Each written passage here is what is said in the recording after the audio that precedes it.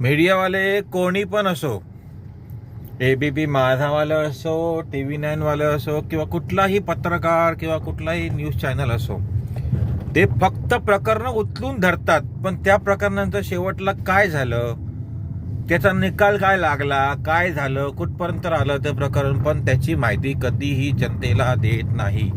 सर्वसामान्य जनतेची दिशाभूल करायचं काम फक्त हे मीडियावाले करतात, बाकी काही करत नाही.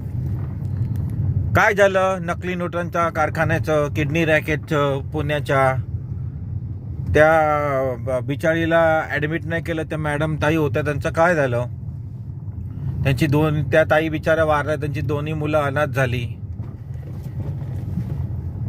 BJPचे आमदार होते, त्यांच्या PAच्या बाबतीत हे घडलं, त्याचं काय झालं? त्या केसचं कुठपर्यंत आलं? कधी कोणी सांगण्याचा प्रयत्नच नाही केला. तर फक्त दिशाभूल करण्याचं काम हे लाचार मीडियावाले करत असतात. त्यांना फक्त आमदारांच्या, नगरसेवकांच्या, खासदारांच्या आणि मंत्र्यांच्या पायात लोटांगण घालायला सांगा, ते लोळत लोळत त्यांच्या पायापर्यंत जातील, पण सर्वसामान्य जनतेची कामं कधीच पूर्ण करणार नाहीत. ही लाचारगिरी आहे त्यांची, लाचारगिरी.